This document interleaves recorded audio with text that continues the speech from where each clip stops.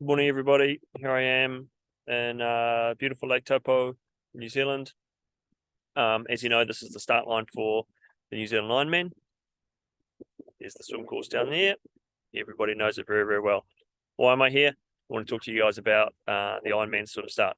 Now, the New Zealand Ironman is particularly unique in that it's the only mass start Ironman event left in the world. And there's something quite special, and I think it's something that we're going to see remain for a long, long time here. Basically, because the length of the start line can be as far as you need it to be. So you can line up a whole swim course along the side of the start line, and you can head down all the way down to there before you make the first turn, which makes it such a safe, easy to manage swim course.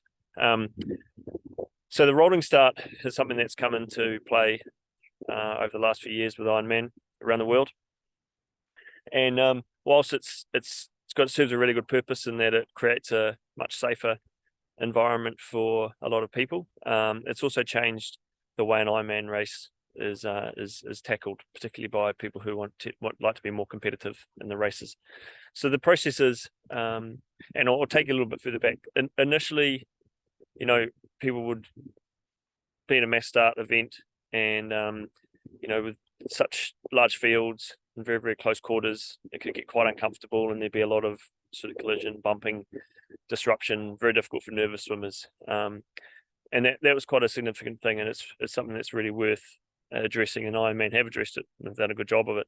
But the thing that I've always found with a mass start is, particularly for the more nervous swimmers, is if they just waited 5, maybe 10 seconds, let the rush of athletes go, then behind them is just this beautiful clear water that they can just get into their business and just swim their own swim and not have too many people around them causing disruptions.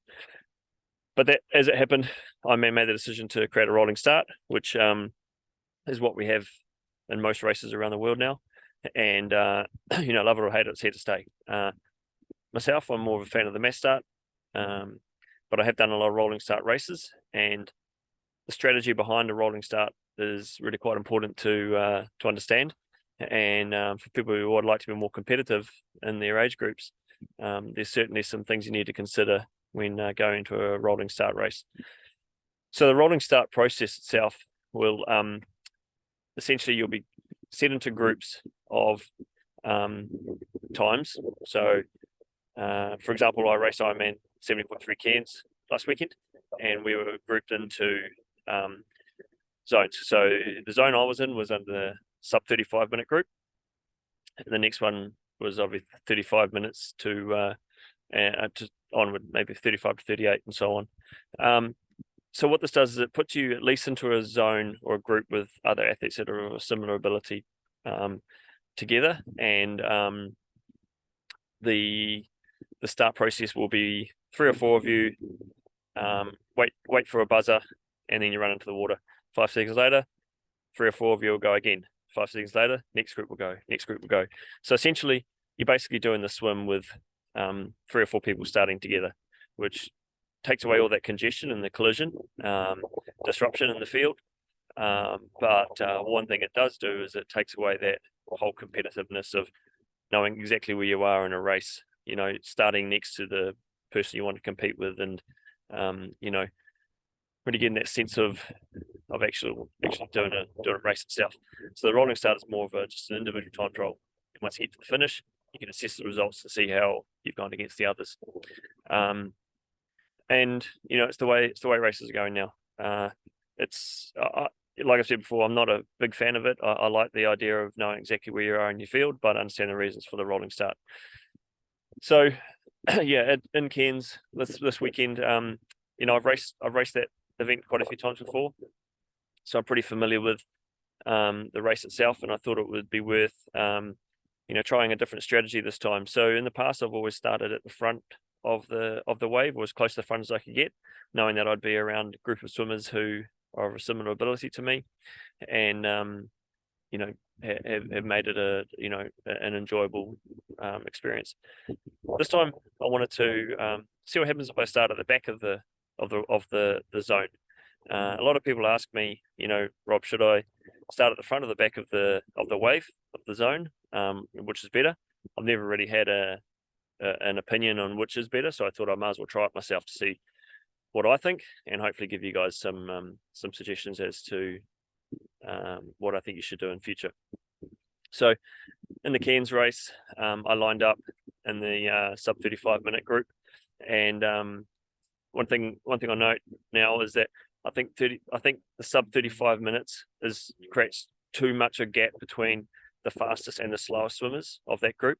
I think it'd be much better if it was a sub 30 minute. And actually, in hindsight, it was sub 33 minutes. So I'm wrong. But anyway, anything between, let's say, 24, 25 minutes, which the fastest age group swimmers will be doing, up to 33 minutes is a massive gap. There's probably 20 seconds per 100-meter difference between a 27-minute swimmer and a 33-minute swimmer, which is quite a bit. If it was a sub 30-minute group, I think you'd get a lot more similarly matched athletes, and I think there'd be the less risk of collision. And some of the experiences that I had during this race sort of goes along with those with my thinking there. So I started at the back of that wave. I got to say, it was difficult. I was watching the people at the front running into the water, and I was thinking, I really need to be up there. I really want to be racing with them. But I thought, no, this is for science. Got to do things right. So I waited and I waited and I waited. And finally I got to the start line and I took off, and I had a beautiful, clear run straight up to the first buoy. It took me about 50 meters before I sort of met the first people that had started ahead of me, and made my way past them, got around the first buoy. It wasn't too bad. Started getting a little bit of congestion around there, but it was okay, and it was reasonably easy to swim past the slower swimmers that were ahead of me. Funnily enough, as I got about 50 meters around that bend, I felt this hand on the top of my head push me down under the water, and it was from a swimmer who I sensed come up beside me, and they were going quite fast, and they were right on my hip, suddenly right on my shoulder, and then the hand was on top of my head, pushed me down. And I thought, oh, man, we're in a race.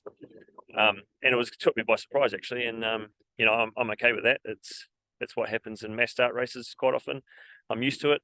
I was about to react and give him a bit of a punch in the quad, or grab his foot or something, and at least try and pull him back and get one ahead of him. But I thought, oh, no, this is just let this go. It doesn't need to be one of those sort of races. But it made me think, this is obviously a faster swimmer who started from the back of the group and making their way through. And if this is one person who's doing this to me, no doubt this person would have done it to other people as well, which was a real concern for me. I thought, if he's that aggressive this early on in the swim, how many other people is he going to be aggressive with?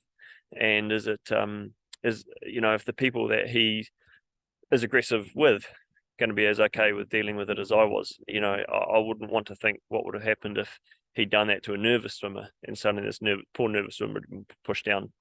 It could have created a pretty horrible experience for them. So that was disappointing to experience that.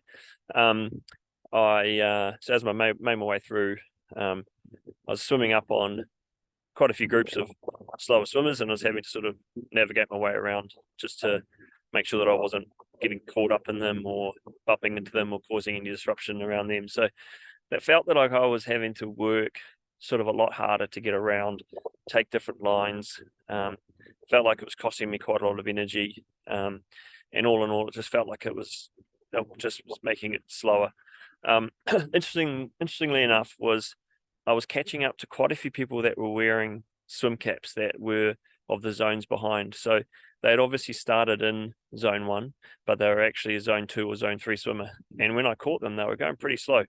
So they must have started quite a long way up in the field, which made me think, if you're entering a race and you mark yourself down for a slower zone, what motivated those people to go into the zone 1 group when knowing that they weren't going to be fast? They're potentially going to cause some disruption to people coming through, and they were out of position. So, if you are umming and ahhing as to whether you wanted to move up a wave, make that decision before you enter, and really think about it, because it's actually not doing you any favors, and it's not doing any favors to the people around you. So I was quite surprised to see that there were a lot of people that were swimming out of position, and yeah, that was kind of disappointing. As I made my way back, the final leg back in towards the beach, I started to clear out a little bit, and I was sort of had a nice clear direction into the beach. Coming up onto the beach, across the start, across the finish mat, the end of the swim, looked at my watch, and I actually had a really good swim time, which was quite surprising. And the distance on my watch was 19:08, so it was 8 meters over 1.9k, which is pretty much bang on for the 70.3 distance, and the time was just over 28 minutes, which I was pretty surprised about, because it felt like it didn't feel like a 28-minute swim. Obviously it was, because it's what the clock said, but it just felt like I was having to do a lot more work for what I felt was necessary. And saying that, if I'd gone into the race at the front of the wave with other swimmers that were of a similar ability to me, would I have gone faster? And that's the thing that I just don't know. Once I got out onto the bike, I didn't really feel that there was any significant drafting going on. We had a couple of people who were riding together, and it was a good group, good sized group.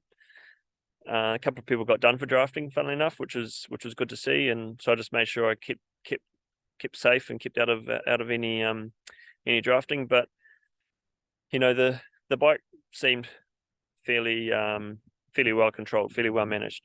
So I guess the purpose of the rolling start to reduce the group sizes on the road probably had a positive effect, but I think that the way the rolling start is managed by the swimmers in the race probably could have been done a little bit better. So just understanding this type of swim you are, the approximate time you're going to swim, and knowing where you should be in that start group is really important. If I look at I looked at the results from the top 50% of my age group. So I came fifth in my age group. I was eighth fastest in the swim. There were looking at the time that I ran into the water, I was 16th in my age group running into the water. So I was actually about mid pack of my age group. I felt like I was further back than that, but I guess in zone 1 there were quite a few of the younger age groups as well. So yeah, I finished fifth in my age group. Of the 4 people in front of me, 3 of them had faster swim times. Sorry, 1 of them had faster swim time. 3 of them had started ahead of me, and 1 of them hadn't. So that was quite interesting. And looking back through the age group results, it didn't look like there was a pattern to people being faster if they started back in the field, or if they started at the front of the field. It all seemed pretty even, but which sort of suggests to me that there's no great advantage to anybody starting at the back of the field. You might as well start at the front, or at least where you think you belong in terms of the swimmers around you, and just making it as straightforward a race as you can, not trying to get too tricky with strategy. Get in there when you think you need to be there, and don't try and beat the system by starting at the back, slingshotting your way through the field. So yeah, that was basically what I observed from that race. Like I say, the rolling start's here to stay. I love racing Ironman New Zealand because we do have that mass start, and you know, it just works perfectly for this race. But you know, I'll be doing more rolling start races in the future, and as I go into those events, I'll keep the strategy in mind that I will certainly position myself further up the field where I want to be, and you know, just get stuck into the race in that regard. But if you do find yourself the sort of athlete where you struggle a little bit and you do get quite nervous around others, then really be conscious of just making sure that you're not too far up the field, and that you're not likely to have faster swimmers flying up behind you. Just positioning yourself a little bit further back will do a lot to you and the people around you, and it'll make the race a lot more enjoyable. So hopefully this sort of makes sense. If you have any questions, just please or any comments on this, please leave some comments below. I'd love to hear what your experiences are, and if you've got any suggestions for people who are watching this or listening to the podcast, or if you have any information that you'd like people to know about. But yeah, I look forward to seeing you at the races one day. Hopefully we can share a rolling start together. Anyway, see ya.